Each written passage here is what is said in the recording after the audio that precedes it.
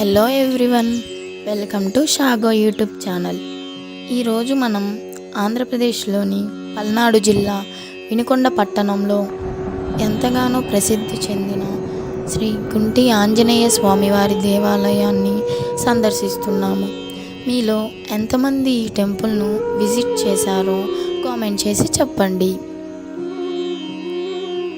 సాక్షాత్తు ఆ స్వామివారే స్వయంగా ఒక గుండు అనగా ఒక శిల మీద 12 అడుగుల ఎత్తుతో వెలసినందున స్వామివారిని గుండు ఆంజనేయ స్వామిగా పిలిచేవారు. కాలక్రమేణా గుండు ఆంజనేయ స్వామి అనే పేరు గుంటి ఆంజనేయ స్వామిగా ప్రసిద్ధి చెందినది. వినుకొండ బస్సు డిపో నుండి దేవాలయం కిలోమీటర్ డిస్టెన్స్లో ఉంటుంది మరియు రైల్వే స్టేషన్ నుండి 2 కిలోమీటర్స్ డిస్టెన్స్లో ఉంటుంది. లోకల్ ఆటోల ద్వారా మనం దేవాలయానికి చేరుకోవచ్చు. గుడి లోపలకు వెళ్ళగానే మనకు ఎడమవైపున పూజా సామాగ్రి షాపు ఉంటుంది. స్వామివారిని దర్శించుకునే ముందుగా మనం గణపతిని దర్శించుకొని వెళ్ళాలి. కొత్తగా వాహనాలు తీసుకున్నవారు స్వామివారి వద్ద పూజలు చేయిస్తూ ఉంటారు. ఈ గుడిలో గతంలో మూవీ షూటింగ్స్ కూడా జరిగాయి. ఏ మూవీ షూట్ చేశారో తెలిస్తే కామెంట్ చేసి చెప్పండి. గుడి లోపల అంతా పెద్ద పెద్ద వృక్షాలతో అలంకరించబడి ఆహ్లాదకరంగా ప్రశాంతంగా ఉంటుంది. ఇక్కడ స్వామివారికి ఆకు పూజ చాలా విశేషమైనది. ఆరోగ్య సమస్యలు ఉన్నవారు స్వామివారి చుట్టూ 11 ప్రదక్షిణలు చేస్తే ఆరోగ్య సమస్యలు తీరుతాయి అని భక్తుల నమ్మకం. కోర్కెల సాధన కోసం చైత్రశుద్ధ పౌర్ణమి నుండి 40 దినములు అనగా వేసవి కాలమందు హనుమాన్ జయంతి వరకు భక్తులు స్వామివారి మాలధారణ దీక్షలు తీసుకుంటారు.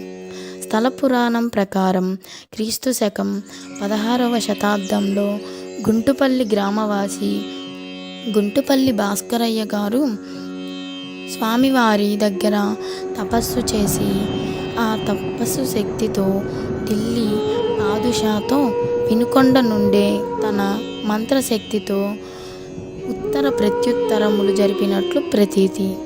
పూర్వం పోస్టాఫీసు లేని రోజులలో భక్తులు తమ ఉత్తరాలు స్వామివారి గుడిలో ఉంచితే స్వామివారే వారికి చేర్చి మరలా తిరిగి అక్కడి నుండి సందేశము తెచ్చేవారు అని భక్తుల నమ్మకం. అందువలన స్వామివారి తప ఆంజనేయ స్వామి అని కూడా పిలిచేవారు. స్వామివారికి ఎడమవైపున శ్రీరాముల వారి మందిరము ఉంటుంది. మీరు కూడా కుటుంబ సమేతంగా స్వామివారిని దర్శించి స్వామివారి కృపకు పాత్రులు అవ్వాలని కోరుకుంటూ మీ షాగో యూట్యూబ్ ఛానల్.